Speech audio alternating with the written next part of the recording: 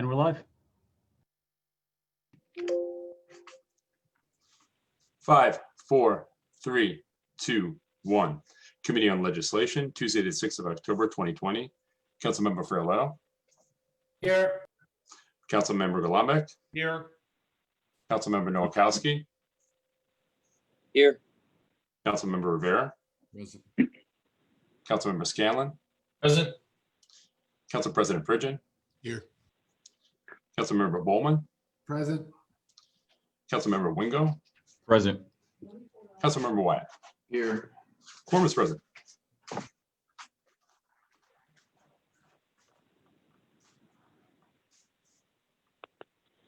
From the top.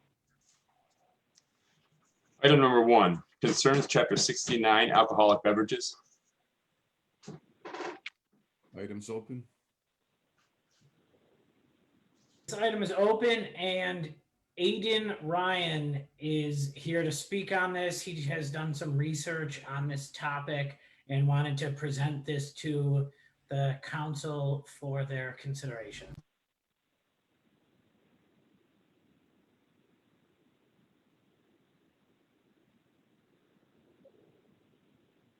Aiden, you can go ahead. Thank you. Thanks very much for having me. I'll try to be brief here. I had submitted this item back in early March, prior to the pandemic, prior to all the events of the summer. At that time, I had done a little bit of research into this, and essentially it struck me as an outdated law, one that every year around St. Patrick's Day or in the summer in Delaware Park we see is not being enforced. And any law that's widely unenforced, I think, should be taken off the books. However, since the pandemic and the events of the summer, I think we've seen even more evidence that this is the case. Really, it was as early as April in the Western New York area that we saw residents gathering at the foot of their driveways to have, social distancing beers, quarantinis and things like that.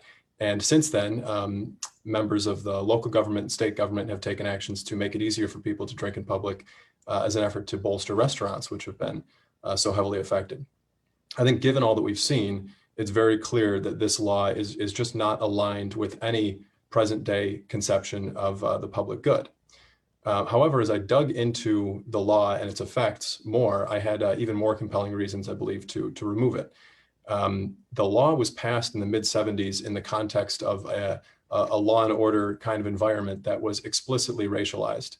I don't know, or at least I haven't found any Buffalo News coverage of the passage of the law in Buffalo, but it was passed around the same time as the law in New York City, where a council member explicitly said that this was about cracking down on hoodlums in the park and not the Con Ed guy having a beer on his lunch. So this has always been about selective enforcement and always been racialized. Here in Buffalo, I foiled BPD data on arrest records, and unsurprisingly, the vast majority of arrests were Black people, and the vast majority of arrests occurred in outside of the Delaware district, primarily neighborhoods that were lower income and heavily African American. To me, this makes an even more compelling argument to get rid of the law, especially now that all of us are thinking very hard and very critically about how to improve law enforcement and community relations in our area and of course across the nation. I think one underlying goal of that is, of course, besides keeping communities safer, making law enforcement and community interactions less adversarial. And this seems like one way that we can marginally move the needle in the right direction. Because law enforcement officers are given the power to choose who has to obey this law, there's an inherent imbalance there. And additionally, and I'm not sure if this quite made it to the docket, but the Partnership for the Public Good were kind enough to submit a letter in support of my suggestion. They pointed out quite helpfully that although there's a high correlation between public drinking and attending Shakespeare in the Park, there's also a correlation between public drinking and substance abuse issues. And I think we've all heard a lot said compellingly recently on how to remove police or change the nature of police involvement with mental health or substance abuse issues. This is one way that we can separate those two and eliminate the chance for another adversarial interaction between law enforcement and the public. Finally, I would say that although there are many reasons that this law is problematic, I think that removing it would actually have some benefits to the city besides eliminating what I spoke on before. There are municipalities from East Aurora to New Orleans that have never had an open container law and that celebrate this as part of their culture. They recognize how much it benefits the local businesses, especially retail and restaurants, and it attracts people to these sort of lifestyle markets. I think that now is the time for Buffalo to get rid of this law, and if we did it, we could own it and celebrate it and reap the same benefits that those municipalities have. Thank you. Thank you for your comments, and I just want to thank you, Aiden, for what you've done on this. I know you reached out to my office as you live in the Delaware district at some point last year before COVID, and you thought that this was a good idea to change the law. And then we talked about how you could file something with the clerk and to speak at the council meeting in front of myself and all my colleagues on that.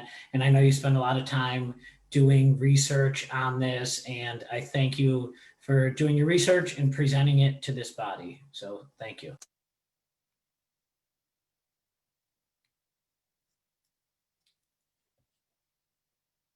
What would you like to do with this item? We will table this item. Motion to table. Seconded by Councilmember Golombek.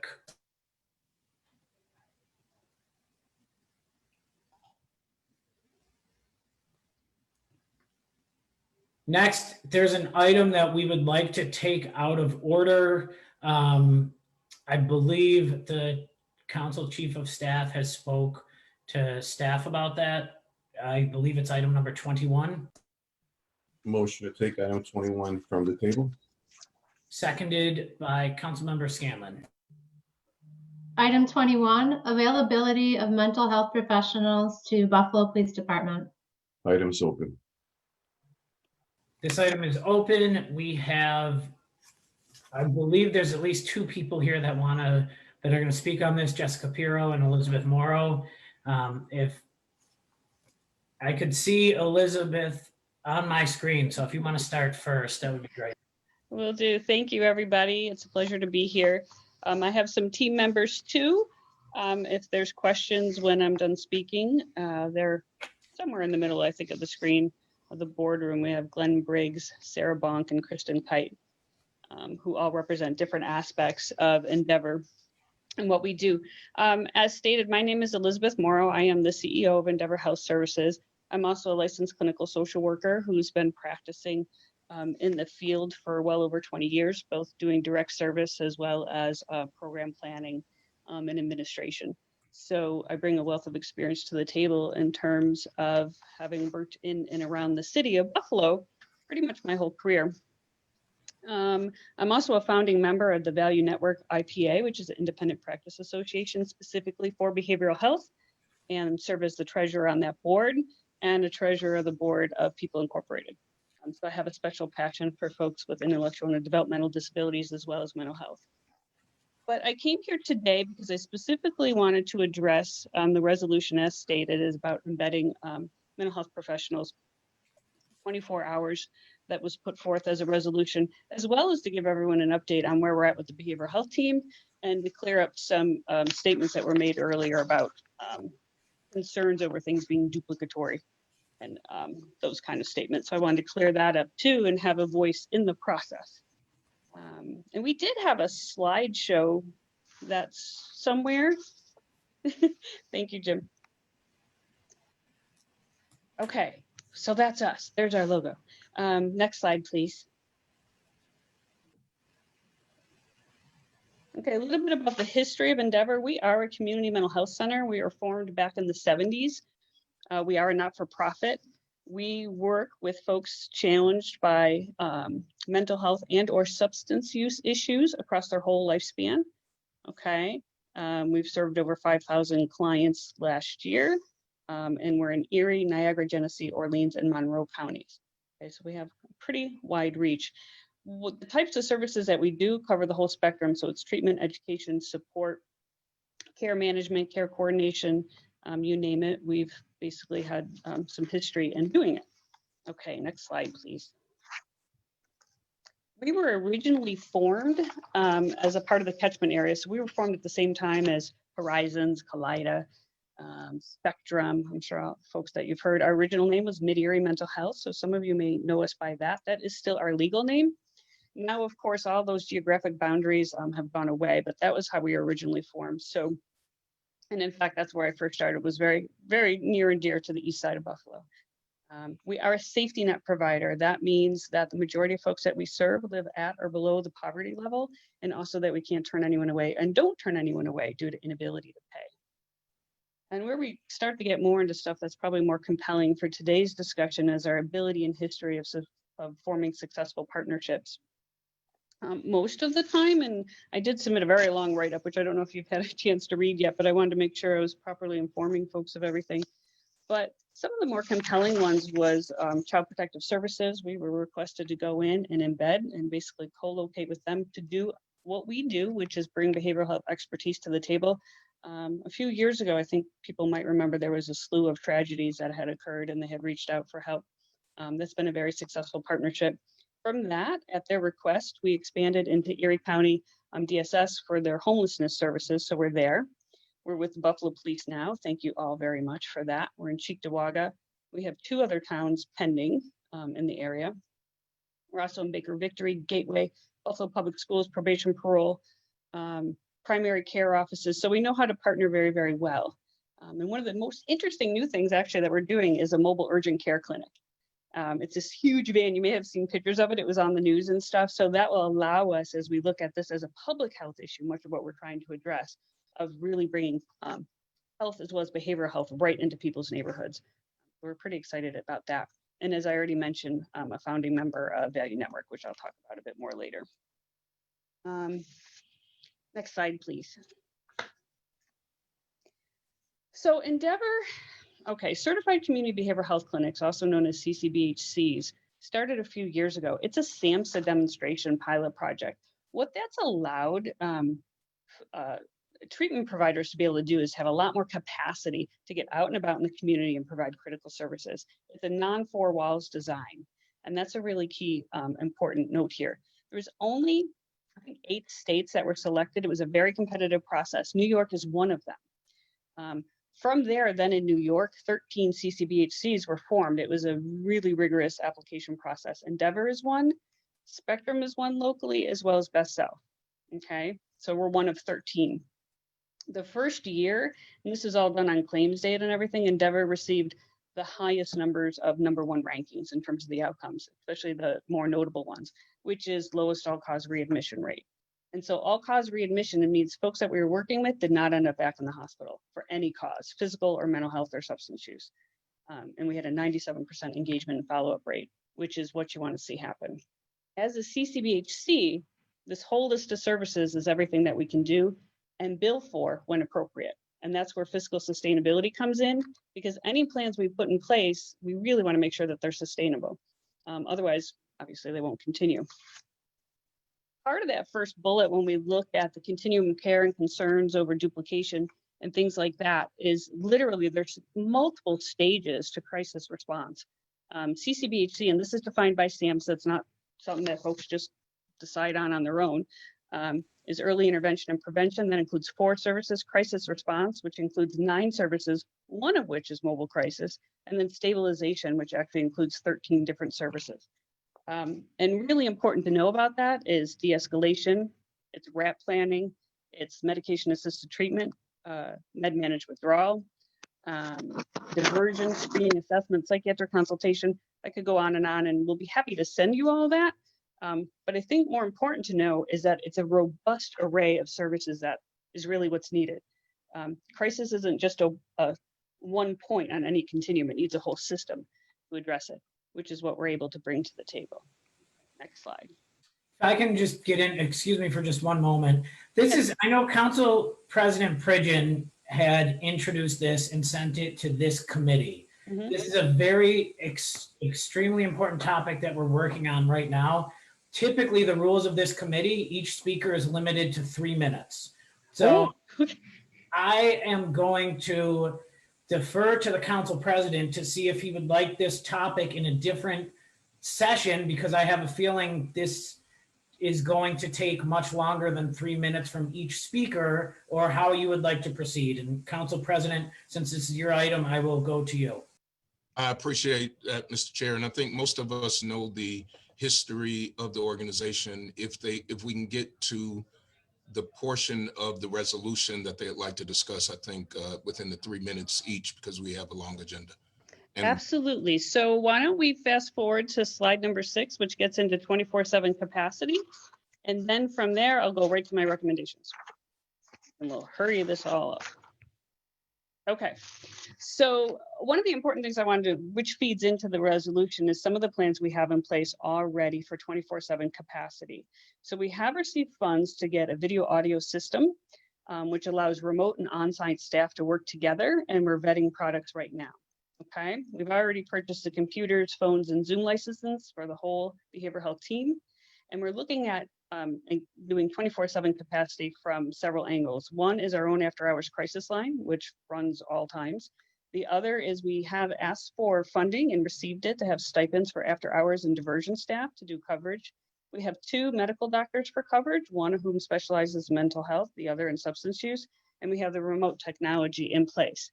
When you look at the breadth of trying to cover that many hours and that many locations, I really would strongly urge that technology and what it can bring to the table be considered. It's a viable alternative that's used quite a bit nowadays. Okay, and then could you go to the last slide, please?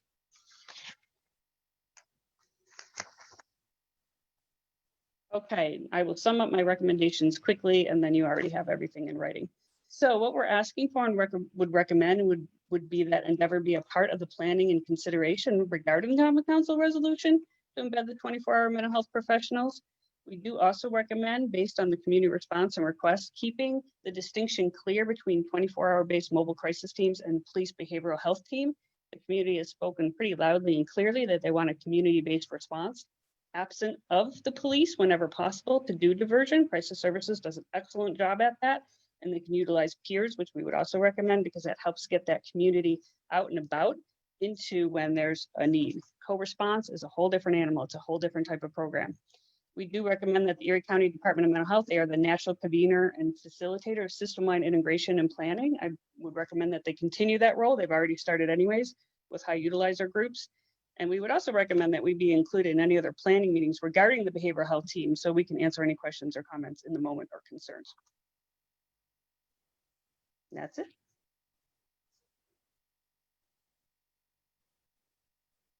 Thank you very much. I appreciate that. I believe Jessica Pirro was here to speak as well.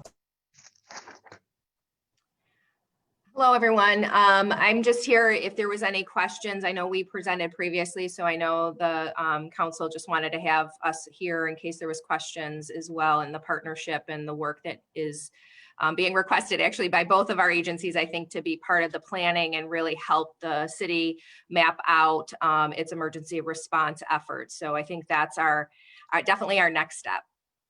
So I'm here if there was any questions for our follow-up as well. Thank you.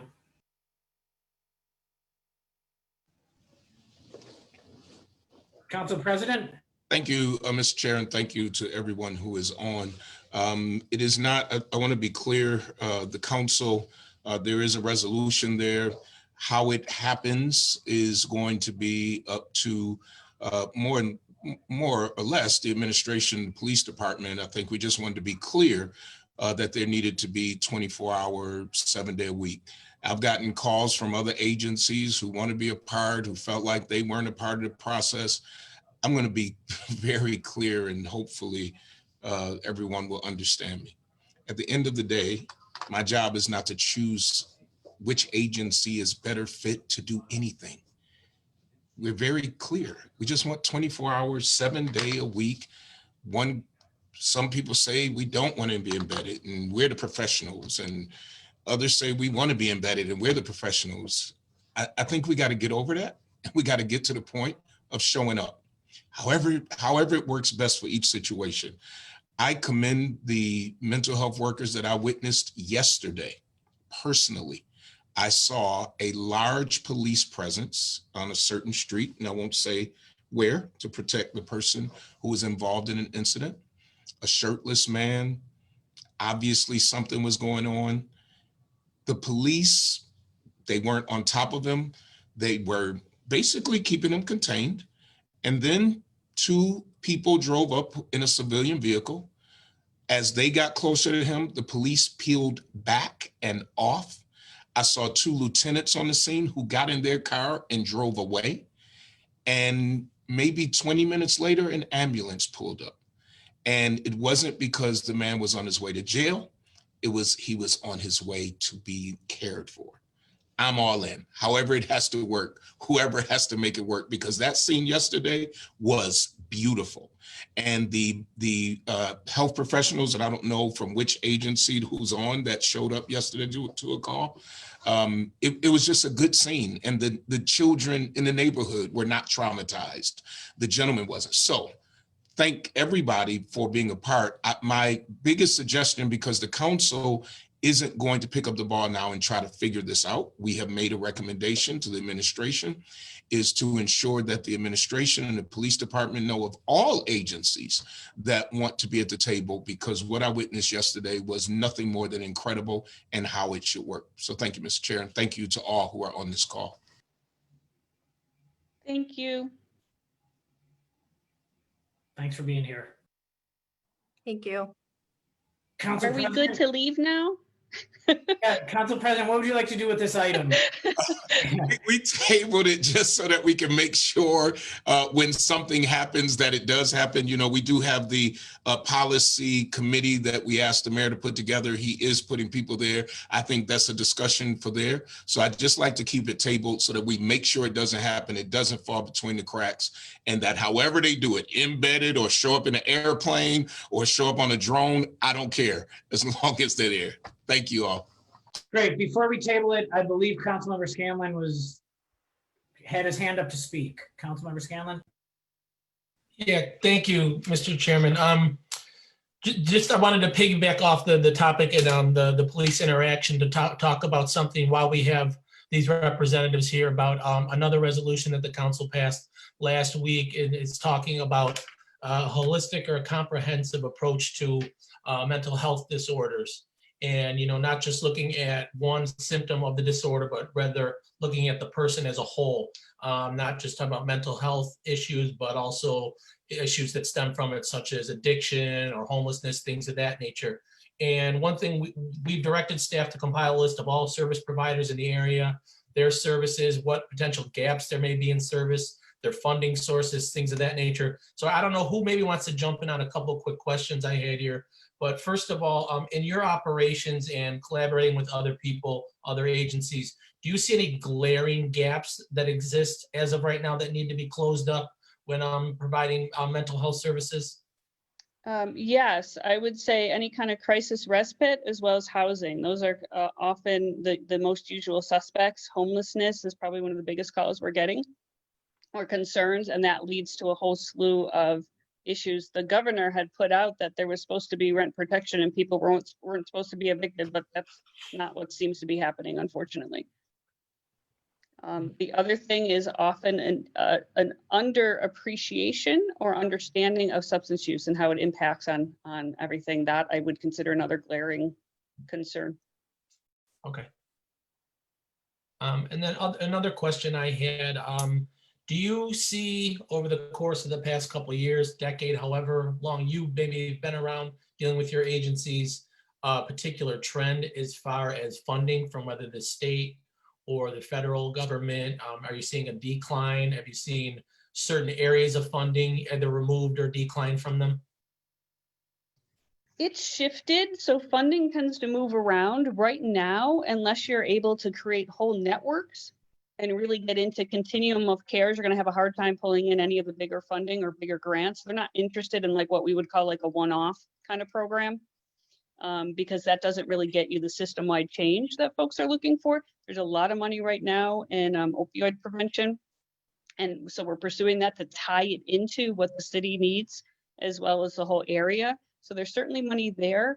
And then the CCBHCs were just nothing short of miraculous because they actually help cover costs as well as to go and do prevention stuff. So that's a big federal initiative. So it shifted. Okay. There's just a couple of quick questions I had. I would encourage and hope that whether it's Endeavor or Crisis Services, whomever, you'd be willing to take part in a meeting we'll be having down the road with all kind of service providers throughout Western New York, or all throughout Erie County, so we can kind of narrow down and close some of those gaps together. I would be honored to. Absolutely. We will absolutely be in touch then. Thank you. Thank you. Okay, the motion is to table, seconded by Councilmember Scanlon. Item number 2, supplemental for PUD 903-951 Ellicott 1100 Michigan. Motion to table items 2, 3, 4, 5, 6. Can you scroll up? 7, 8, 9, and 10. Councilman Farrell, before you get there, if you don't mind, it's Mark Romanowski here on behalf of McGuire Development. I just wanted to update the council and including the council president. We had just recently sent a revised draft of the language for the planned unit development reflecting council president's concerns over continuity at the site in particular. So I just wanted to let the council know it's before them right now. I don't know if obviously it's not enough time for the committee to consider it, but I wanted to make sure that they were aware that it was out there.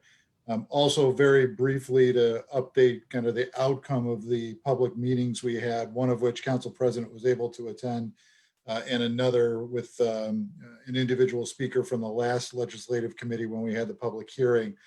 And the theme, and I'm going to be brief to keep things moving for everyone, was two, I'd say two large areas. One was, of course, concerns over transition from the existing facilities into the new facilities. So from the existing Pilgrim Village operations to those to be operated by SAA EVI. And both McGuire and SAA EVI are actively developing programming for residents so they can explain and give them the layout of how that process is going to play out in the coming months. I know that SAA EVI is not going to be in a position to really even begin until spring of next year. So it's a little bit of time, and they're getting rolling on that. The other concerns actually were largely limited to the one individual speaker that spoke at the last meeting. Had to do with 4 topics that I'll cover very briefly. The first was the intended use of having a hotel on site. The speaker was concerned about whether it would become a transient facility. I can assure you, given its location and the cost of doing a facility on that site, that it would not be the type of hotel or motel that would result in the type of transient concerns that she spoke of. The second was parking, and everyone's, of course, concerned about parking, though right now, I can tell you from direct experience that the Buffalo Niagara Medical Campus is in a bit of a transition. They built all this parking for the commuters that were very actively using the campus, and now with a lot of people working remotely, their demand has gone down substantially. So the parking crush on the campus is certainly lessened. Nevertheless, with any project that goes forward in the city of Buffalo, you have to provide parking data for site plan approval. So parking analysis is done with every project, and the city has gotten very good at conducting those analyses as part of the development process. Since we don't know what the density ultimately would be as part of this PUD, it's hard for us to predict what the ultimate need of parking will be. Mark, I appreciate your comments, but if you could wrap it up, we're at the 3-minute mark. Sure, absolutely. So that is something that's site plan related. Also, the other 2 comments were view and shadow impacts and density concerns. Again, site plan related issues that are addressed on a case basis as the projects come forward. So nothing we felt that needed further revisions to the PUD. That's why you didn't see anything else to that language beyond what was just put forth in front of the council. Thank you very much. Okay, thank you. The motion is to table, seconded by Council Member Scanlon. Item number 11, City of Buffalo Department of Permits and Inspections to provide guidance on outdoor heat lamps. I would just briefly discuss this item. So first of all, I want to thank all my colleagues. I think all 9 council members were co-sponsors of this. We've heard from different restaurants in the past that they had wanted to get different heaters and outdoor heaters for the outside of their businesses, and there was some ambiguity. Some people were told no, but we're not here to dwell on the past. After this council introduced this resolution, and we all, I believe all 9 of us co-sponsored it, we received guidance and clarification from the fire department, and a news release was issued last week, having clear guidance, and the outdoor heaters are allowed. It says, the guidance says where they're allowed, and it says under what type of materials it would be they would be allowed. So if it was a flammable or combustible material, you couldn't have a propane heater underneath it. But if it was under something that had a roof or ceiling that wasn't combustible, you can use that. So at this point, we're going to receive and file this, but I appreciate the quick response from the fire marshal, Chief Morganti. I appreciate the co-sponsorship by all of my colleagues, and I appreciate the administration and Department of Permits and Inspections for everyone working together to get this done quickly. And when we all work together, it's great to see results in about 48 hours from when this resolution passed. So thank you.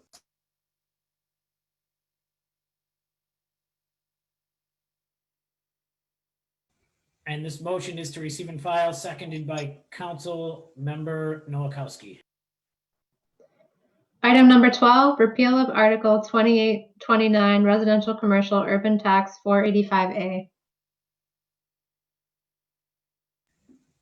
This item is open. We spoke on this item at length at the last council meeting, and I know we had asked the head of Office of Strategic Planning, Brendan Mahaffey, to produce different audits, information to this committee. I believe it was by the end of December is what the request was. There was also another request for some more specific information within a few weeks that I had requested for in the Delaware district. But at this point, I believe we are tabling this. Do any of my colleagues want to speak on this at the moment? Okay, the motion is to table, seconded by Council Member Bowman. Item 13, Brianna's Law, no-knock warrants. Motion to table. Seconded by Council President Pridgen. Item 14, raise school speed zone limit. Items open. This item is open. The sponsor is Council Member Wyatt. I believe there's some people to speak on this. Councilmember Wyatt, would you like to open, or would you like me to open it up to the speaker? I just open up to the speakers, Mr. Chair. Thank you. Okay. I could see most people on this, but if you would like to speak, if you can just start chiming in. Is there someone, Will Cresties from the Buffalo Public Schools? Dr. Cresties, do you want to start? Yes, Mr. Chairman, thank you. I can start, and maybe I can point out some of the other names that I'm aware of that would like to speak to the resolution afterwards. I have some prepared comments because I'd like to submit them to council staff for the record. So I'll be doing that later today. But thank you, Mr. Chairman and distinguished common council members. I want to begin by thanking all of you for your ongoing advocacy for our schools and the well-being of our students. This council has established a notable record of achievement when it comes to supporting education in the city of Buffalo. It's very much appreciated, especially during this unprecedented pandemic closure. But today, on behalf of Superintendent of Schools, Dr. Kreiner Cash, and the Board of Education, I ask that you do vote no on this resolution to raise speed limits to dangerous levels around Buffalo's private, charter, and public schools. School speed zone cameras snap photos for tickets when the driver exceeds the posted 15-mile-per-hour limit by 11 miles per hour, meaning for drivers going 26 miles per hour or higher. So the effect of this resolution, if you pass it, to raise the limit from 15 to 20 miles per hour would result in tickets issued for drivers going 31 miles per hour or higher in front of a school as children cross streets or come and go from their buses. This means that you are being asked to support a resolution that sets a higher enforceable speed limit in front of a school than the established 30 miles per hour limit on the rest of our city streets. The district had hoped that we would not be forced to contend with addressing this resolution while we're in the middle of planning the safe return of our students to brick and mortar instruction during a pandemic. The proposed resolution is so wrong for our community at this time, so wrong for children, parents, and caregivers who are just trying to get to school safely. And respectfully, the timing is insidious. To make this your priority right now, when our children are about to refamiliarize themselves with safe passages to schools, is very difficult for us to understand. The reality is, Buffalo has too many drivers that every day are compromising the safety of others. Our school district has had many close calls involving our parents and students put into harm's way by reckless, impatient drivers who are blowing through stop signs and red lights and racing in front of schools. At private and charter schools that have already started in-school instruction, drivers are speeding in school zones right at this moment as I speak to you. Some drivers are. It's not because they're ignorant of the law or can't read the signs, but because they are careless, they are reckless, they are profoundly indifferent to the safety of others, including children. The mayor's work to alert motorists of the speed zone cameras with flashing lights is a very reasonable approach that eliminates the concerns about fairness and adequate warning to drivers. If you're a driver who ignores neon-colored signs, you ignore flashing lights, tailgates other drivers who are obeying the law, and you get a photo snapped of your dangerous behavior, all while you're speeding in front of a school, you deserve a ticket. That's Dr. the money. Kresge, out of respect for everyone else at the committee meeting, your 3 minutes has finished. If you can just wrap up the conclusion of it, and if you'd like to submit anything additional, we will certainly make sure every person on this committee and my colleagues have it. Thank you. I will. Thank you. I have just a couple of other sentences, 2 more sentences. Respectfully, the district asks that you do not vote this irresponsible and dangerous resolution favorably, that you do not approve it. Please put Buffalo's children first, children who are just trying to get to school. Best decision is to please not bring this resolution forward, but if you do, please vote no. Thank you, Mr. Chairman. Thank you, Councilmember Wyatt. And then we have, I know Justin Booth and Rachel Dominguez would be next, and we'll go from there. Thank you. Thank you, Mr. Chair. First, I take it a little bit personally that Dr. Kresge says insidious, that this was something that we did purposely. And you said the mayor's work on flashing beacons. Let me correct you. It's not the mayor's work on flashing beacons. It's the Common Council's work on flashing beacons. This was rolled out without a great plan. I am the sponsor of making sure that children are safe in our school zone. So for anyone to insinuate that I'm not concerned about children's safety is absurd.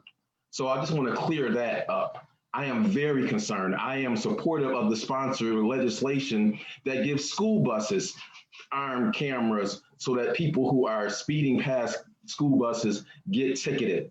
I support all that. However, I am not in the process or supporting something that penalizes people unfairly, unjustly. Now, if you're driving through the school zone and you're speeding, you absolutely should get a ticket. Totally agree. However, to the extent that people try to crawl through a school zone is very unfortunate, because I've gotten numerous complaints from people. Not that they're speeding, but that the fact that it's very challenging. I know many of the council members have said how difficult it is to do 15 miles an hour.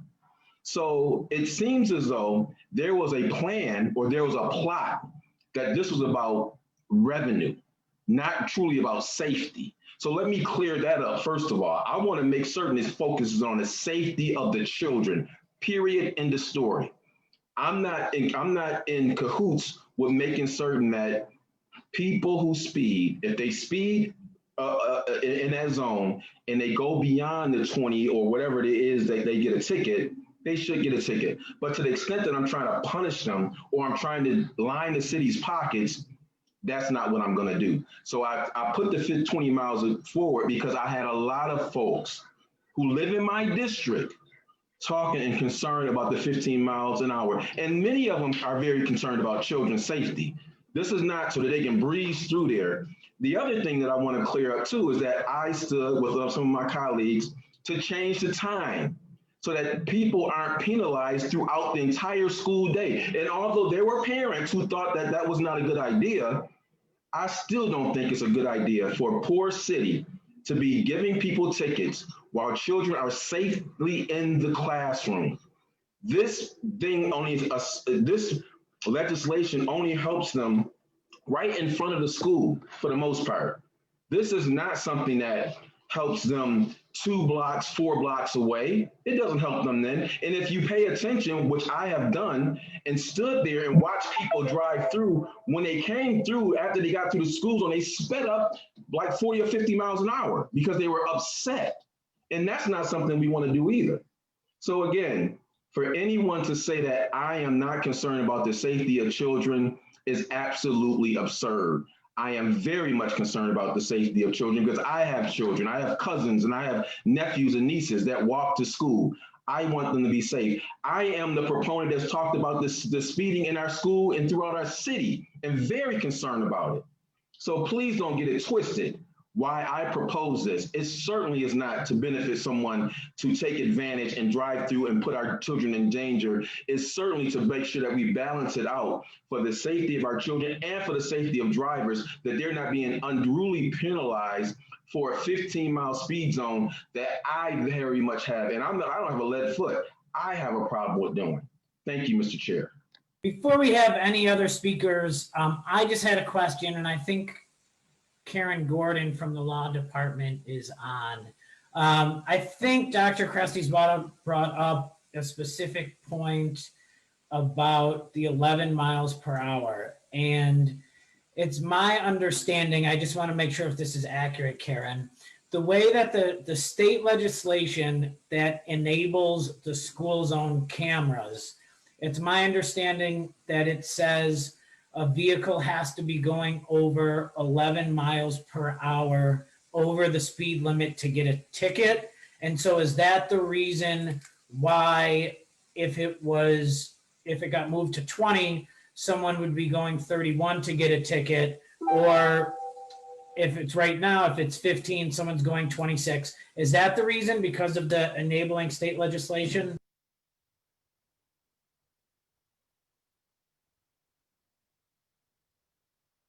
Well, maybe Karen Gordon isn't here, so we'll ask that question at a later time. So we'll go to the next speaker and then we'll get back to that.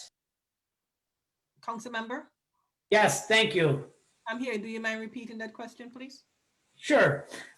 There was someone brought up a point about speeding in a school zone, and if the speed limit was changed to 20 miles per hour, that someone would have to be going 31 miles per hour to get a ticket. And I believe there's the enabling state legislation that has the school zone cameras says you need to be going 11 miles per hour over the posted speed limit. Is that accurate? To my knowledge, I think that's accurate. It's about 11 miles. On the 11th mile above is when you're going to be getting your ticket or being considered to be, speeding beyond what's the posted speed limit is. Okay, so based on the state law, if someone was going, if the posted speed limit was 20, if the school speed zone limit was 20 and someone was going 26, 27, 28, 29, or 30, then the cameras wouldn't work. Is that? They're not, so they're not supposed to be ticketed at that point. It's when they hit the 11th, which will be 31, that's when they're supposed to be ticketed. So I don't know how our system is going to work, if we're going to be sending warnings prior to, like, if you're 5, 6 miles above the speed limit, we're going to probably send a warning. I don't know for a fact, but I know that you don't get ticketed according until that 10 or 11 miles beyond the speed limit, the posted speed limit. Okay, thank you. I appreciate that. So if there was a desire to have vehicles, to have the speed limit move to 20 and then have vehicles ticketed for going at 26, 27, 28, 29, or 30, that would involve changes to state legislation. Is that correct?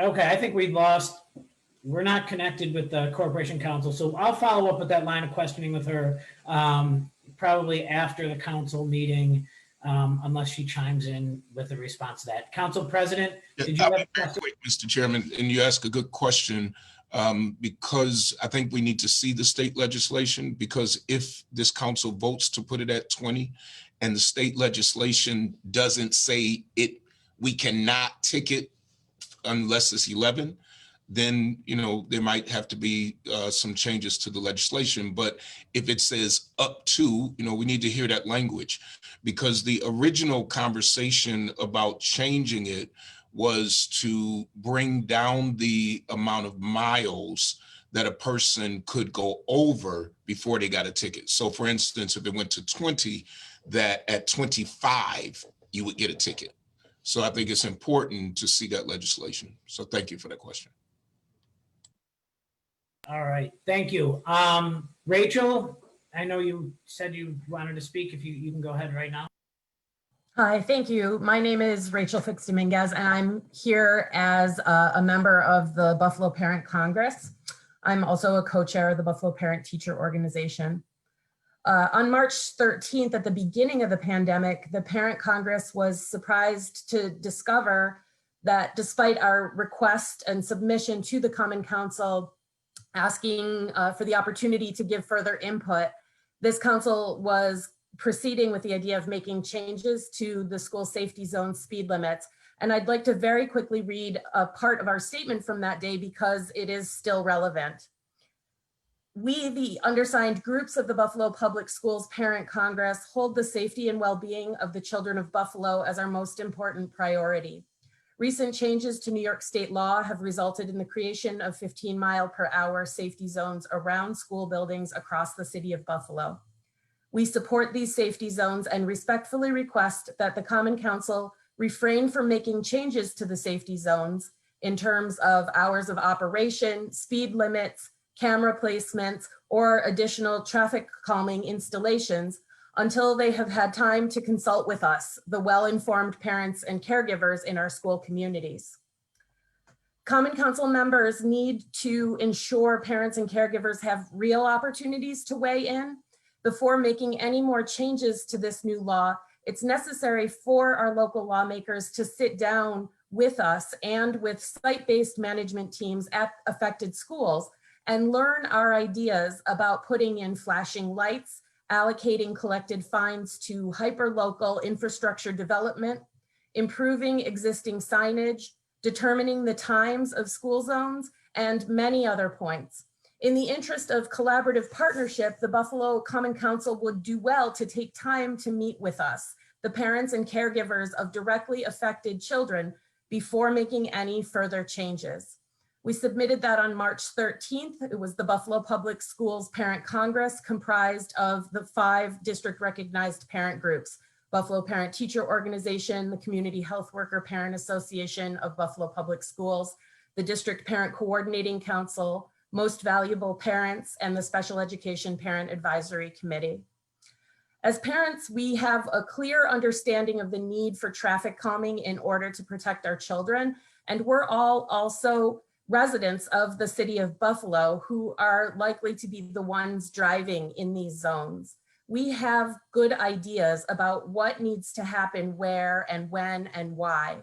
So if you simply make this change and raise the speed limit back up again without hearing our specific recommendations from the people who are driving around these buildings all the time, I think you're going to find yourselves back in the place where you started, with people driving too fast and putting kids at risk. We would like for you to keep the speed limit at 15 miles per hour now. And if there are particular cases, for example, Main Street, where additional signage or flashing lights are needed, or other traffic flow issues exist, we'd ask you to handle them on a case-by-case basis and include us in that decision-making process to find targeted solutions to those individual concerns. Thank you. Thank you for your comments. Justin Booth, were you here to speak? I believe you're here to speak on this. Thank you, Councilmember Farrelletto, and thank you for the rest of the council. I've been in front of your body now a number of times to speak on this topic. As you know, I chair the council's Bicycle Pedestrian Advisory Board. I'm a resident of the city of Buffalo. I'm a parent of a student in Buffalo Public Schools, and I'm the executive director at Go Bike. I'm here to speak out to ensure that we keep the speed limit at 15 miles per hour around school zones. And I take offense to the language saying that the school zones become unnecessary and problematic for drivers on busy thoroughfares. We've spent generations designing our city for the ease and flow of traffic through our city at the detriment for people to be able to walk, be able to bike, and to access public transit in a city where 30% of the population does not have access to a vehicle. Back in March, I sent, on behalf of Go Bike, a letter to the mayor in support of the school speed zones and copied all the council members. I want to reiterate and share this letter again because if we are really focusing on making sure that our streets are safe, tinkering with the speed limit is not the most effective way to do it. And I think there's other recommendations that I would encourage you all to look at. Core to Go Bike's mission is the health and safety of all our residents. The safety of our children is, of course, paramount to all of us.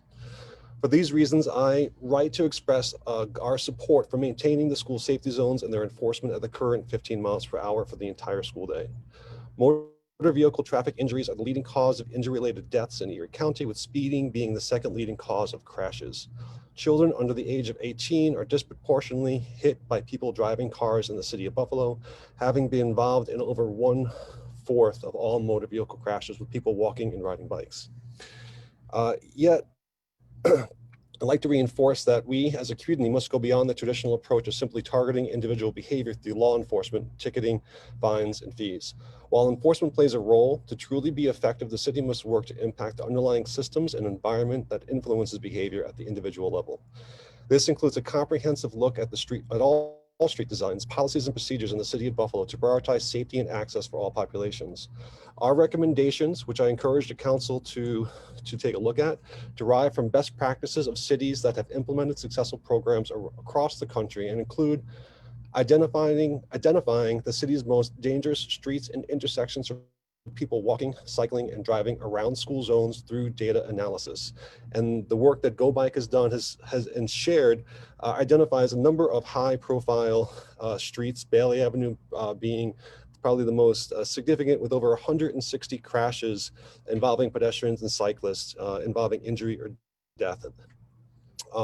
We think this information should be shared through substantive community outreach to ensure awareness of speed-related dangers and create community-centered solutions for comprehensive safety strategies and interventions.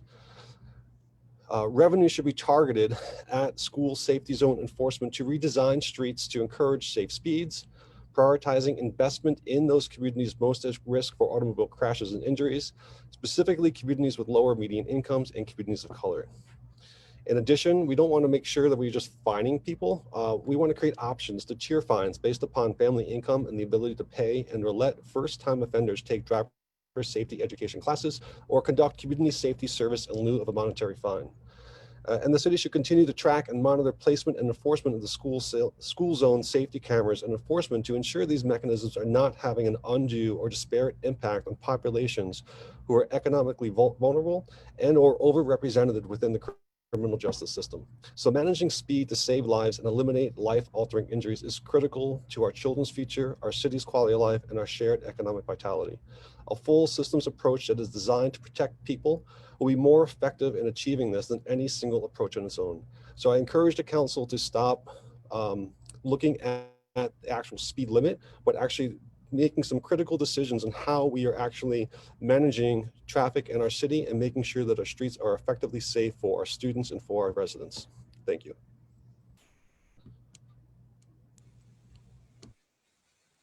Thank you, Larry Scott, and then after that, Councilmember Wingo will follow. Thank you. Thank you, Chairman Farrelletto. Good afternoon, council members. On May 20th, 2020, the Board of Education approved a resolution on the school speed zones and traffic safety. The resolution endorsed maintaining speed limits at 15 miles per hour and its enforcement the entire day. It also endorsed using revenue to invest in safer streets around the city. The evidence to me is clear, and I'm going to borrow from Justin Booth in previous pieces that he's done, where it was found that reduced speed on the 198 was associated with a 35% reduction in accidents, 52% reduction in personal injuries, and 100% reduction in fatalities. Furthermore, research shows being hit by a car at 40 miles per hour results in a 10% chance of surviving, while being hit at 20 miles per hour results in a 90% chance of survival. Current legislation allows drivers to exceed the speed limit by 10 miles per hour, which was discussed earlier. Raising the speed limit to 20 miles per hour would allow drivers to exceed the speed limit to 30 miles per hour or higher. And if hit at this speed, the chance of survival decreases to 50%. It's an inconvenience to slow down. It's an inconvenience for me to slow down. It's also an inconvenience to wear a face mask, but if we don't, it's a clear risk to public health and lives. Just like the science on face masks, the science on vehicle speed is clear and compelling. Policy should not be determined by inconvenience, especially when the health and safety of our children, parents, and educators would be sacrificed. To close, I just want to share that in my time as an educator in Kenton, I lost 2 students and a teacher who were hit by cars around schools, walking to and from schools or biking. These traumatic losses have been the most difficult of my career as a mental health professional. And I hope the council remains committed to doing what is right and keep the reduction in speeds so that we can reduce the likelihood of traumatic losses in the city of Buffalo. Thank you.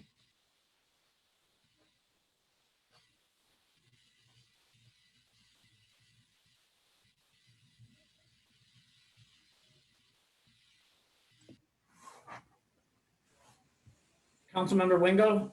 Thank you, Mr. Chair. First, I would like to say that I am not in support of this resolution because I personally believe that we are, not we, but this is a response to an emotion versus the facts and the data. The data shows us that folks are more safe when cars are going slower. Yes, it is an inconvenience, but it is also an inconvenience that potentially will save lives. I voted against the first resolution to change the timing. I prefer that the school zone stayed, active all day, as long as students are in school, on the way to school and from school, because you still have parents and students who may be commuting during and throughout the day. So that's the reason why I voted against the first resolution. This one I'll be voting against for the same reasons. Increasing the speed limit to 20 miles an hour.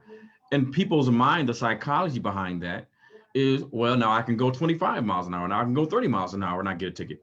When in fact, of course, the mortality rates increase the faster a person goes, they've already been stated.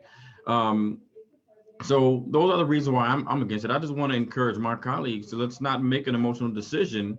Let's make a decision that's based off of the facts and the empirical data that was provided to us today that will suggest that slowing down will save some lives. And I am so very sorry to hear that Mr. Scott had experienced those losses throughout his career.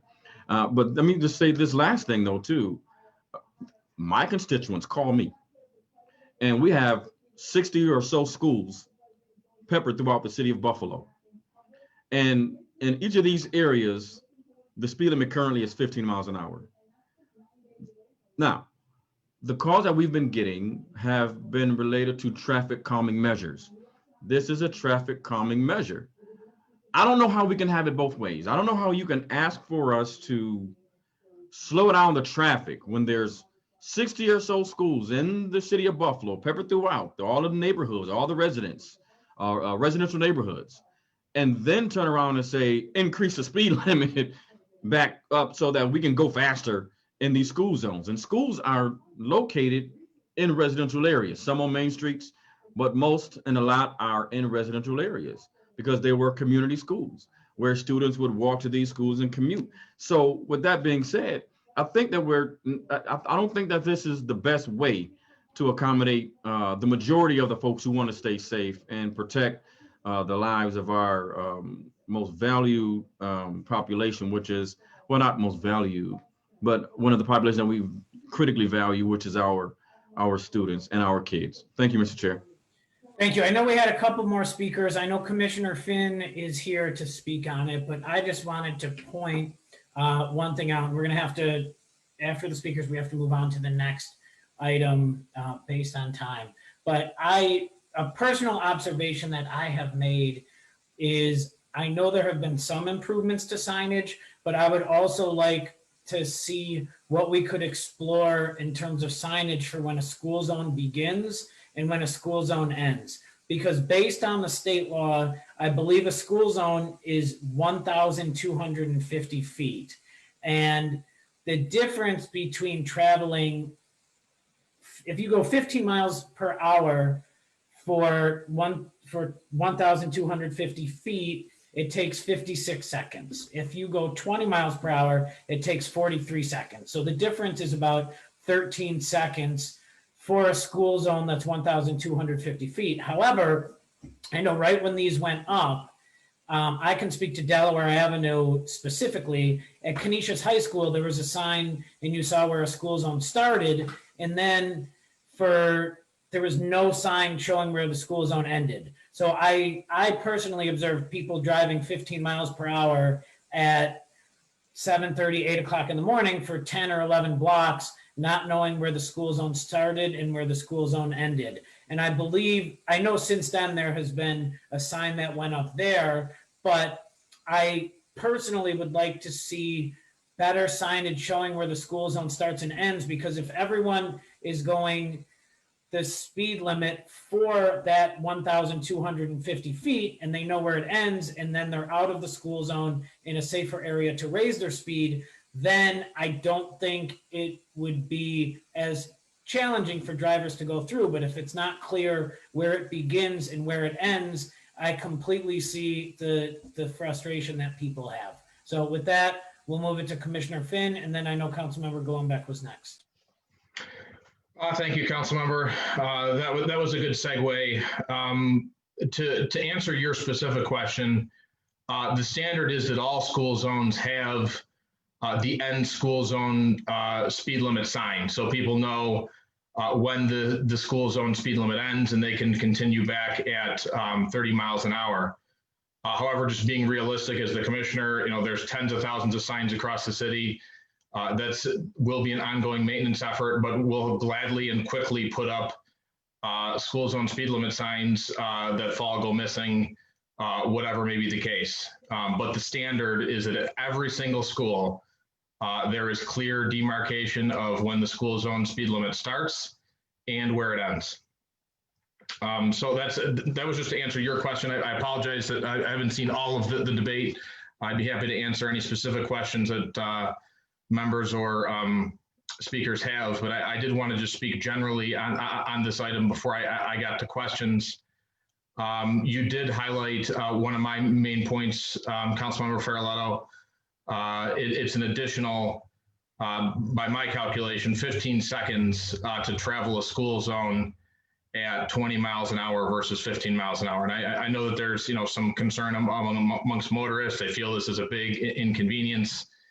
But from my perspective, and speaking purely on the safety and the data that goes into this, we know when motorists have more leeway, they're going to take it. So when just using cameras for an example, because it's finite based on the state law, at 15 miles an hour, the cameras can enforce at 26 miles an hour. If the speed limit were to be changed to 20, the cameras would then enforce at 31, because the state law says we can't enforce with the cameras more or less than 11 miles an hour over. At 30 miles an hour, the risk to a pedestrian of severe injury or fatality goes up to 90%, which is very concerning to me, especially at our high schools. Our high school children who use the Metro bus specifically, almost all of them are pedestrians unless they're somehow getting a ride or have their own car. I have to believe the vast majority of them are pedestrians who are getting dropped off by the Metro bus, sometimes across the street and having to cross. Not all of the high schools have the specific bus route that drops them off like a yellow bus would to unload them right in front of the school. So those are all considerations that need to be made. So that's it. I'm happy to answer any questions that the members of this committee have, or any of the residents as well. Thank you. I know Councilmember Golumback and then Councilmember Wyatt will follow. Thank you, Mr. Chair. I just want to comment on this. I agree with the parents and the educators here in regards to the speed limit. 15 miles is an inconvenient to slow down to it, that especially when you're going 30, 35 miles an hour. However, I would take an inconvenience over a tragedy any day, and a tragedy would be hitting a child, hitting a student that's in front of or crossing the street or whatever. And as Mr. Booth and others have said, the slower we go, the more chance there is for a child to survive. One of the things is, and especially during this time period, I think it's been a little bit difficult for us, but our job is not to listen to the people that scream the loudest. In my opinion, our job is to sensibly take a look at the law. And I remember meeting with representatives from the law department, and I believe it was Mr. Finn, and they explained that the way that the law with the cameras is the 11 miles. So at 15, that means people can speed up to 26 miles an hour. At 20, it means people can speed up to 31 miles an hour. I think that it would be wrong of us to simply change from 15 to 20 because it inconveniences people by a few seconds, including ourselves. But I'm willing to take that inconvenience. We also, I think, need to look at the law of unforeseen consequences. The Buffalo Police could set up a speed trap in front of every single school, and they could pull people over at 21, 22, 23, 24 miles an hour if the speed limit was 20. Then I'll guarantee you that as soon as that happens, we're going to get phone calls that the police are overstepping their bounds, blah, blah, blah. They're picking and choosing. I would much rather see cameras catching people, and it's not arbitrary, and there's no a way that it's going to be arbitrary, because it's simply going to be people that are going over X miles an hour and that they're going to get ticketed. I think that we need to look at this thoughtfully. We need to look at it legally. And it does seem also like, because the administration recommends 15, we have to shoot for 20. Why can't we work together with the administration and ourselves and try to come up with good laws and good ways to protect our residents and our students in the city of Buffalo. I know that whenever I've had a problem with the schools in my district, I've called Mr. Finn, I've called the deputy mayor, I've called the mayor, and I've talked to them. And whether it's a school issue or a police issue, you know, I'm not embarrassed or too proud to pick up the phone and make the phone call first. I think raising this to 20 miles an hour is just going to create more and more problems. And then the idea of the tickets that are being issued. You know, in a perfect world, people would do the right thing simply because it's the right thing. Well, we don't live in a perfect world. And the only way that people are going to learn is by being penalized. And, you know, I hope that we don't have to give out any tickets because everybody goes 15 to 20 miles an hour in these spots. But if people are going over, and if they're going 26 in a 15-mile-an-hour zone, they deserve a ticket. And so therefore, if the city's going to benefit from this, so be it.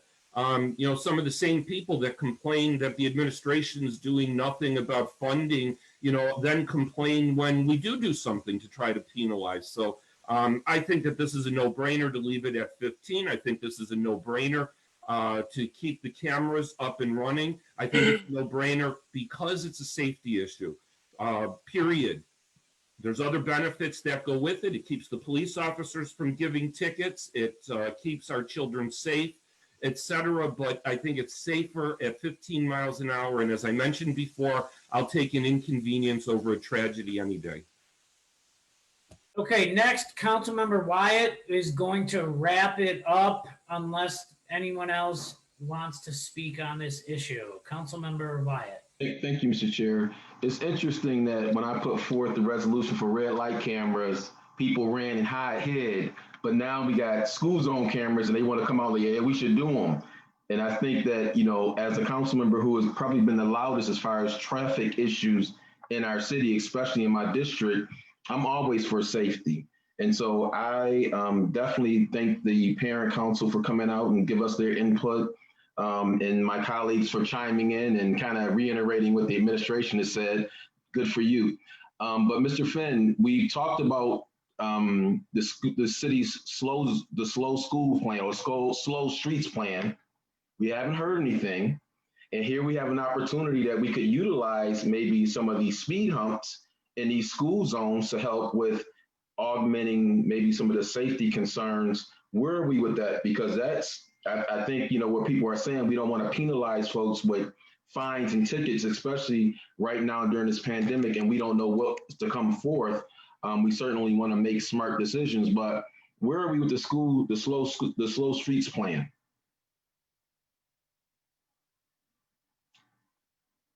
Sorry, I was struggling to find the unmute button.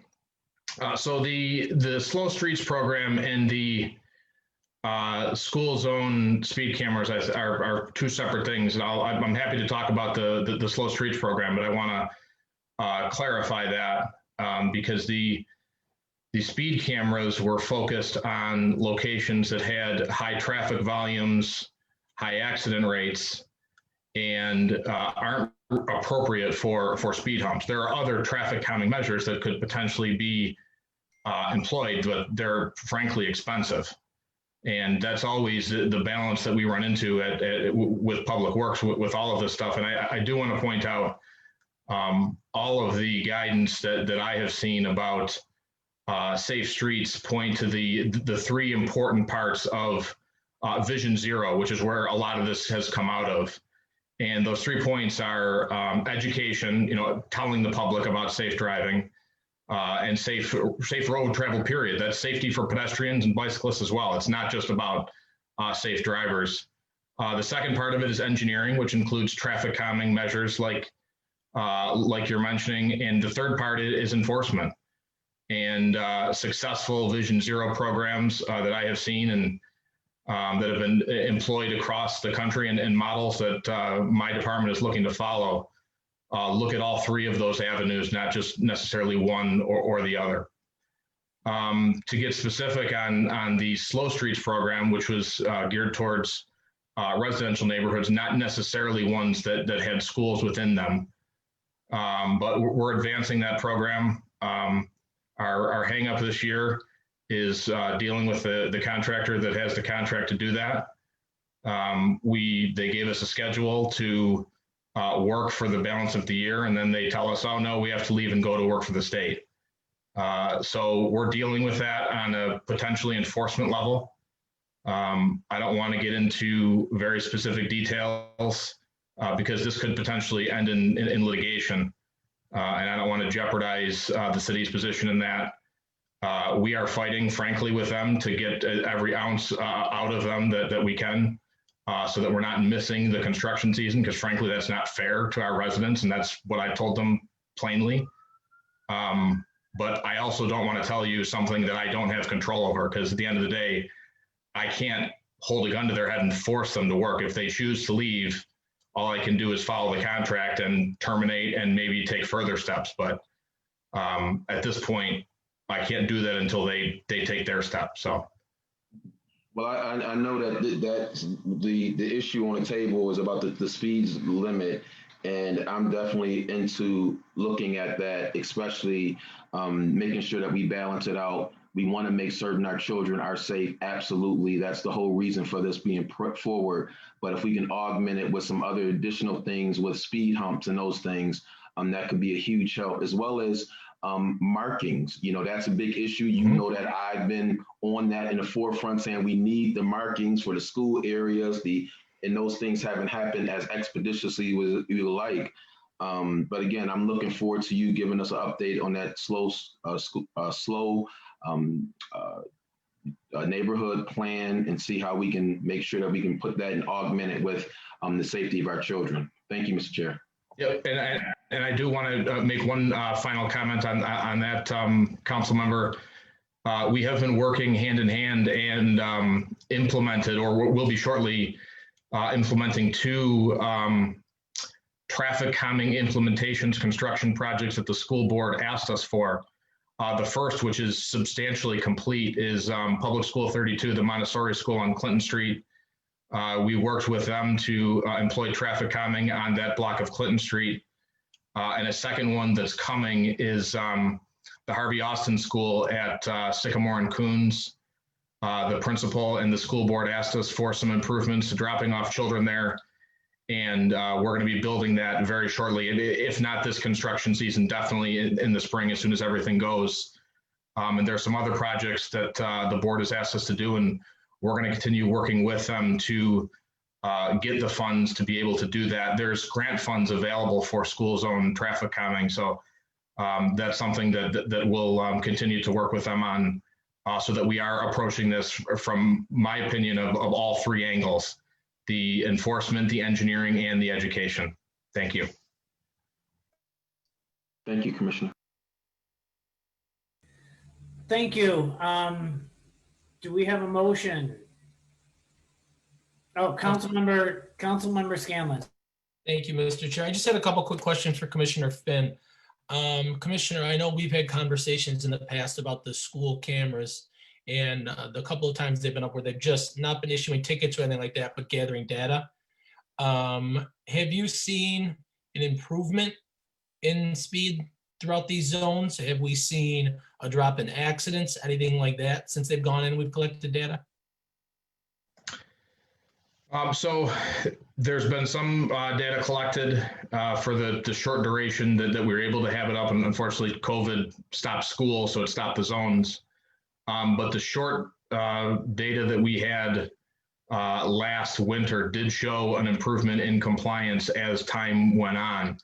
And I would expect that to be the case for all of those, because as enforcement, you hate to say it this way, but it's the truth. Enforcement can be an educational tool to remind people that, this is an important safety application, and, one ticket should be enough. For many people it is, and even one warning. So I do recall that the data showed improvements in compliance, and I would expect to see that going forward. Thank you, Mr. Chairman. All right, Council President Pridgen. I'll make it really quick, and I'll make it. I'm still looking. I have the legislation in front of me. I don't know if Corporation Counsel had a chance to get a hold of the legislation. I am pouring through, and other than a section that says of section 1180 of this article, such a vehicle was traveling at a speed of more than 10 miles per hour above posted speed limit in effect within such school speed zone. We're combing through it and can't find this over 10 mile an hour that the city is limited. And so I think that that is very, very important, because what we're saying right now is that drivers can go up to 26 miles per hour based on the legislation. So I think it's very important to get a hold of that.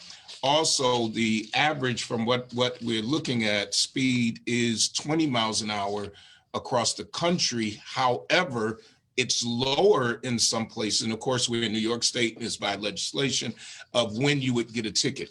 There's several things that I think, and real quick, that I think we have to be mindful of, is that school is not in session, so we are not getting the complaints that we were getting. I agree in listening to people, but also 100%, because that's who elects us. So when people do holler loud, I do think it's important to listen.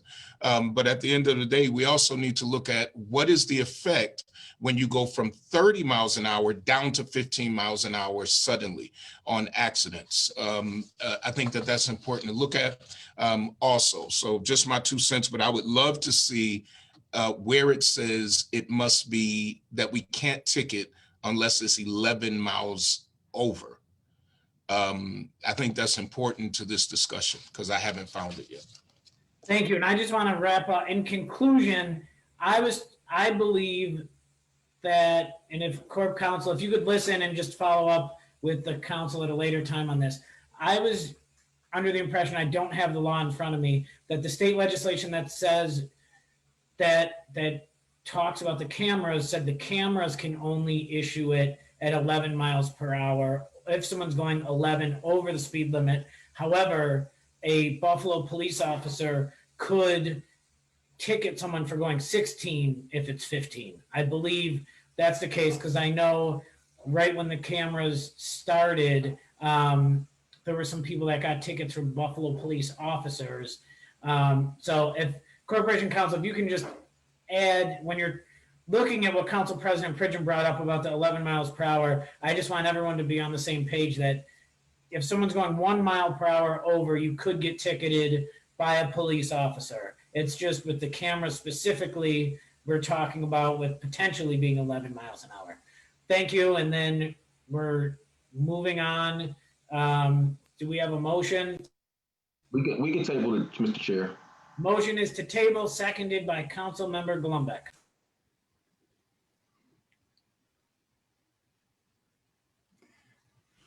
Take from the table items 16, 17, 18, 19, 21, 23, 24, 25, 49, and 50.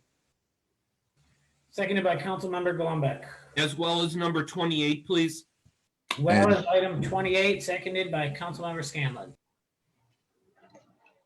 Item number 16, special use permit 671 Fillmore for alcohol sales in N3C zone. Motion to open the public hearing. Seconded by Council Member Noakowski. This item is open. Is there anyone to speak on this?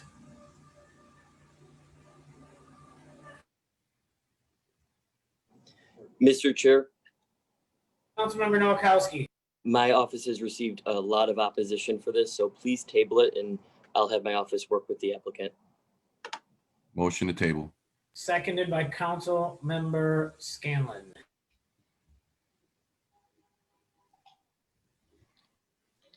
Item 17, special use permit 1335 Hurdle for tavern, outdoor dining, and artisan industrial brewery in N3C zone. Motion to open the public hearing. Seconded by Council Member Golombek. Is there anyone here to speak on this item? This is Dan Harilzek, the owner of the building. And I'm also joined by Mike Berger, the architect, and Eric Coleman, who is the operations manager for a microbrewery that's looking to go into the spot. All right, this is in the Delaware District. Dan, thank you for joining me. I actually received a lot of feedback from the neighbors who are in the area, and they're the main concern is they were wondering when they will see improvements to the building and when this construction will be starting. So improvements to the building will start as soon as we can get the materials. With the COVID issues that we've had, I've got a contractor ready to go. I've got everything else ready to go. We're just waiting on materials to come in.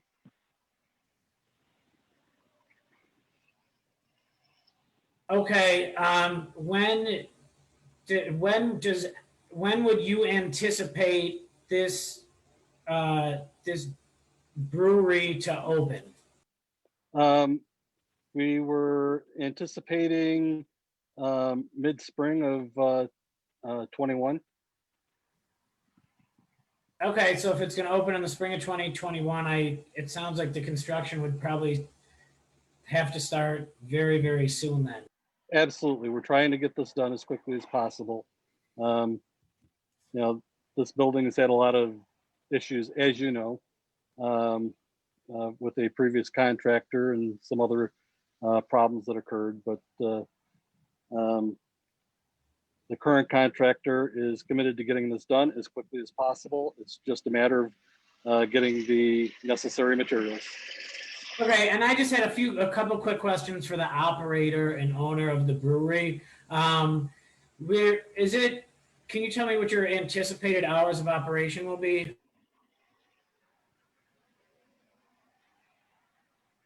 I think you're on mute, or we can't hear you, Eric. I can speak for him if you like. Since we can't hear him, so I guess you will be speaking for him. So the anticipated hours are in general from 11 a.m. to probably 10 p.m., maybe 11 p.m. As typical with breweries, they are not late night operations. They are family oriented and you know, not really amenable to, you know, the 4 a.m. crowd. So the anticipated hours are 11 to 10, 11 to 11 on the weekends.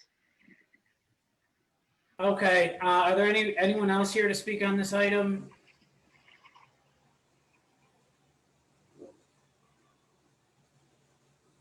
No?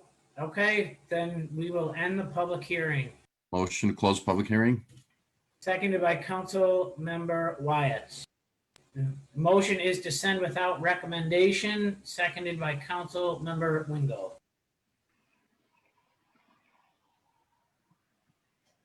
Item 18, zoning map amendment 2290 Fillmore from N3R to N3E zone.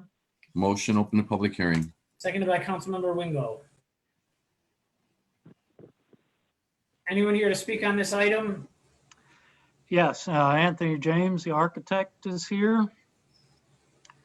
So this zoning map amendment we're requesting because this intersection at Fillmore and Rodney, which I might mention is 1 block from the Tri-Main Center, is a transitional zone. And for whatever the thinking when the Green Code was put together, the north side of the intersection was decided to be all residential, even though both properties on the north side of the intersection are current and active commercial uses and have been for decades. So the reason to come and ask for the zoning map amendment is because my client, the owner of 2290 Fillmore, would like to expand his building.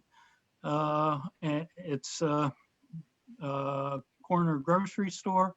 He would like to expand the building, and the N3R zone does not allow any expansion of a non-conforming use. So to explain the context a little more, on the south side, immediately across Rodney from our property. The zoning is N1C, so one of the most intensive zonings possible. Catty corner across the street on the southeast corner of Fillmore, the zoning is N3E. And I might mention that I have just last week had a conversation with the owners of the property on the corner there. They would like to build a mixed-use building with a commercial component, and they have already put in a request to I assume for a zoning map amendment of the 2 lots behind them on Rodney, because they would like some more space for their development on that corner. So the uses, as you can see at this intersection, are all commercial, and therefore it seems like the best route to go to allow expansion of the building at 2290 is to change the zoning to N3E, which would be consistent with the zoning diagonally across the street and much more restrictive than the zoning directly across Rodney. Thank you very much. Councilmember Wingo, I believe this is in the Maston district. Did you have any comments on this? Yes, we want to leave this on the table for now because there are some questions that we still have regarding the property.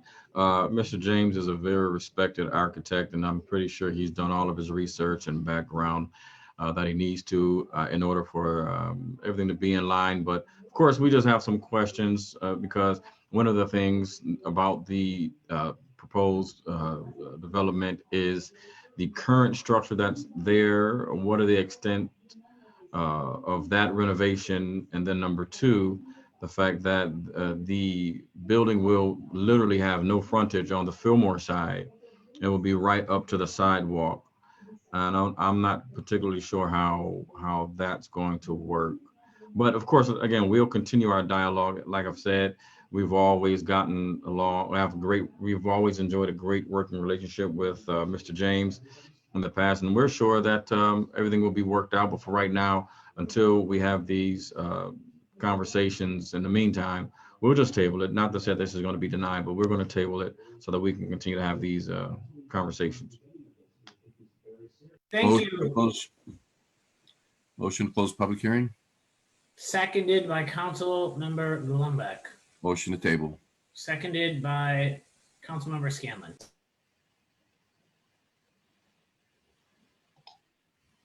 Item number 19, special use permit 126 Austin for neighborhood shop ice cream parlor in N2R zone.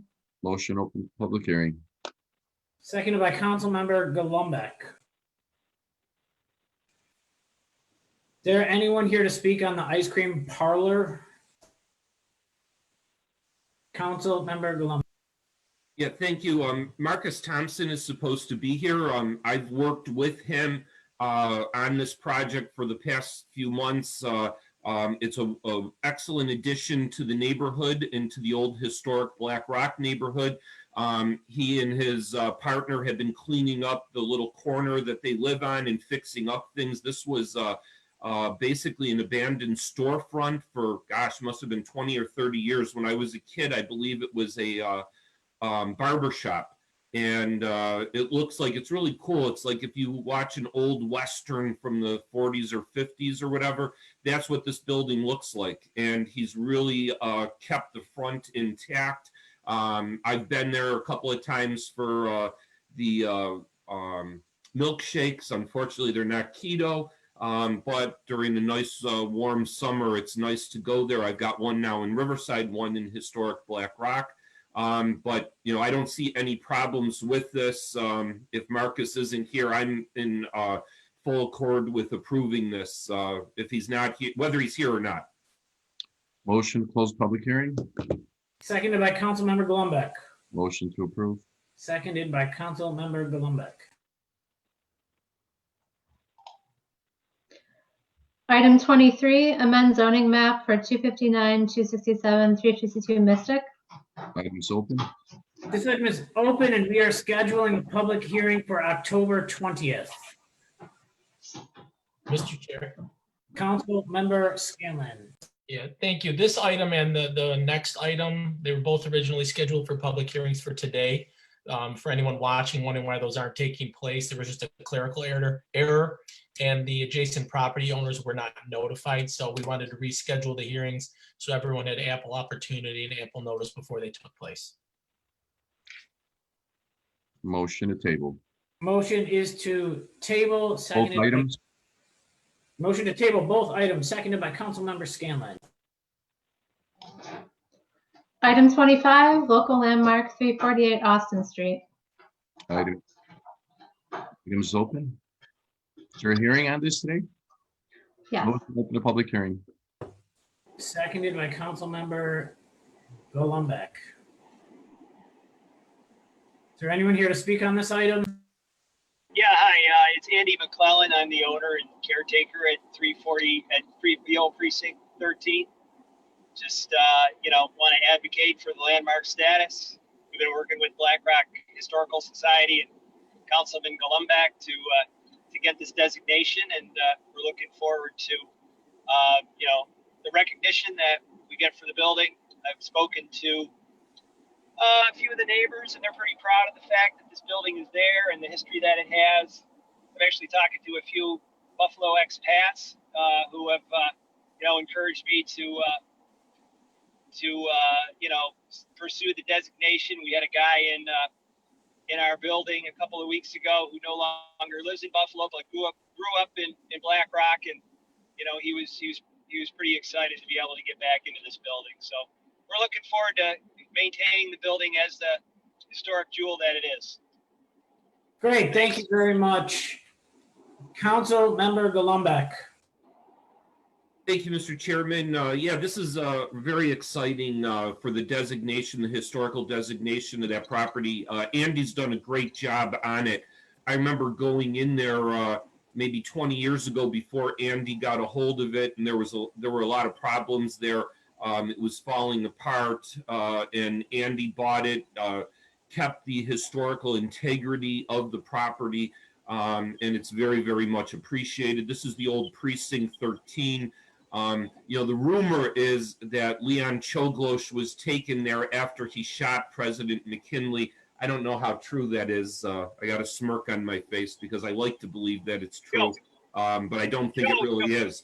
But I think I told Andy when I first met him when he was buying the building that if I had the money, I would have bought the place back in the day, and I would have marketed the basement cells as the Leon Czolgosz room and rented it out and locked people in there overnight, because you'd probably have people that would jump at an opportunity like that. But this is a continuation of things that we are doing, especially in Black Rock, because we have, Riverside has newer housing, and much of my North Buffalo part of my district has newer housing. But when you go into Black Rock, the Grant Amherst and the old German part of Black Rock, there's a lot of housing, a lot of properties that are very, very distinct, very beautiful. And we've been slowly but surely working on trying to designate those properties and incorporate the historic nature of that community into what it is currently today. So thank you. Thank you very much, and thanks for sharing that history lesson on Leon. Motion to close public hearing. Joe, that's not a. Go ahead, Andrew. I was going to say, Joe, that's not a rumor. That's a fact. We have a. Too bad. Looks like we just got cut out right when we were going to get to the bottom of if Leon Czolgosz was there or not. I guess we'll have to stay tuned, and we'll get to that at a different time. Motion to close public hearing. Seconded by Councilmember Golombek. Motion to approve. Seconded by Councilmember Golombek. Item 28, zoning map amendment 11 Black Rock Harbor. All right, this item was tabled. Councilmember Golombek wanted to address this item. So Councilmember Golombek, you have the floor. Thank you, Mr. Chairman. This is the item to rezone part of Unity Island. I just wanted to give a very, very brief update. We tabled this a few weeks back because there were concerns in the community and in particular among residents in the North District, Joe Kedron, Mark Kubiniak, Kalissa Sissoko, among others, because I don't think anything was purposely done to mislead anybody. But the original information that we received was that there were going to be solar panels going up on the sewer authority land. My assumption was that it would be the land that was within the fencing. And because it was me back in 2001 who pushed forth the resolution that called for parkland on the island. And my understanding was that anything outside the fenced land would be designated as parkland. None of us are opposed to solar energy. As a matter of fact, we're supportive of solar energy. We're meeting right now with individuals from the sewer authority, from the developer, and from the community trying to find a nice possible compromise location that would be in the area. So there's been some discussion, and that's the direction that we're going into. I think that this was just unfortunately a problem that occurred, with the COVID and with all sorts of things like that. Had we had community involvement with this 9 months ago or so, I think we'd already have a solution to it. But this is not going to move forward until people in the community are satisfied that we're going to protect our parkland and our waterfront access on Unity Island. So this can be tabled, but I just wanted to give everybody a brief update on what was going on. Motion to table. Seconded by Councilmember Golumback.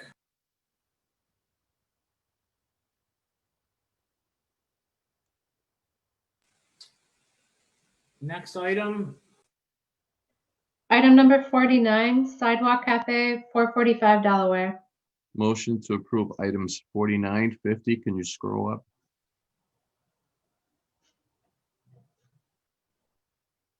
Motion is to approve items 49 and 50, seconded by Councilmember Noakowski.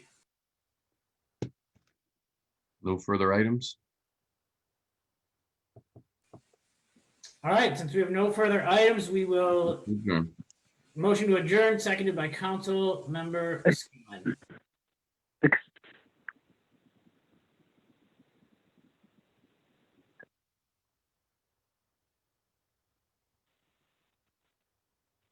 Hello, excuse me?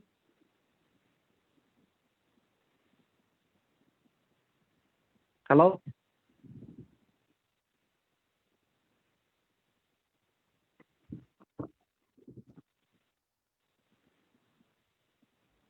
Hello?